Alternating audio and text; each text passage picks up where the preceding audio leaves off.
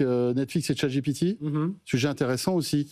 Alors, c'est une expérimentation. Ne cherchez pas l'onglet ChatGPT dans Netflix. Vous ne le trouverez pas. Je crois que ça marche pour l'instant en Nouvelle-Zélande et dans quelques pays. Sur iOS. Test, voilà, exactement. Ouais. Mais Netflix réfléchit à implémenter en fait ChatGPT pour qu'on puisse trouver la série, le film qui nous plaît, parce que c'est vrai qu'on s'est tous retrouvés dans cette situation-là, où avec la télécommande, pendant des heures, on suit les étiquettes des films et on choisit rien, et après on se couche, finalement. Intéressant de voir que... C'est intéressant. Après, il va y avoir des effets délétères. À un moment donné, on est en train de refermer de plus en plus les bulles algorithmiques. C'est-à-dire qu'on va avoir de plus en plus des produits, en l'occurrence des contenus, qui vont correspondre parfaitement à nos besoins, nos attentes. On va vivre dans des cocons, chacun dans son cocon. On sera de plus en plus paresseux.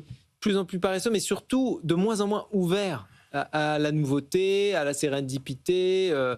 Et ça, déjà que c'était le cas avec Netflix, avec son algorithme, alors là, si en plus on a un machin avec lequel on dialogue et qui comprend parfaitement nos attentes, qui a la mémoire aussi, qui connaît ton starter pack. Mais je trouve que là, c'est génial de faire ça parce que, c'est vrai, comme le dit François, on est en train de chercher, là on pourra dire, tiens, je veux voir un film de guerre, on va pouvoir expliquer ça on pourra même dire, tiens, je veux des scènes où il y a des bateaux, on pourra décrire tout ça. 2, les données que va récupérer Netflix, ça va être considérable, ça. Et puis 3, ça va créer... Ils commencent à perdre un peu d'abonnés aussi, Netflix, souvent, parce que justement, les gens se disent, bon, finalement, Netflix, alors ils ont pris tous les romans d'Harlan Coben, ils en ont fait des mini-séries de 4-6 épisodes. Bon, au bout d'un moment, c'est un peu toujours la même chose. Je vais commencer à aller voir un peu les autres plateformes, surtout si, avec les droits de douane, si on se retrouve avec un Netflix qui prenne encore des tarifs. Et là, ça va faire une offre encore plus personnalisable. Alors oui, on peut regretter que parfois, il n'y ait pas cette ouverture, mais moi, je trouve que plutôt un joli coup. Alors encore une fois, on n'est qu'au stade d'expérimentation, mais oui, moi, pouvoir chercher à la voix, je trouve ça super. Moi aussi, je trouve ça super sympa. Moi, personnellement, je considère que la personnalisation Netflix n'a jamais fonctionné. Je sais qu'il y a eu énormément de communication sur cet algorithme.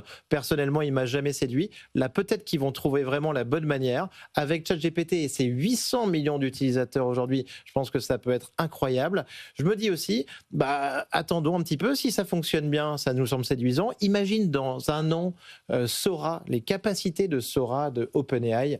Pourquoi est-ce que Sora, donc sur Netflix, pourrait nous faire du contenu, ne pourrait pas nous générer, tu vois, une vidéo à la demande de peut-être 15 minutes que je vais demander en fait sur Netflix via OpenAI. Et là, pour le coup, on est sur quelque chose de dingue. Imagine avec la télé qui devient ton hub de tout ce qui se passe dans la maison.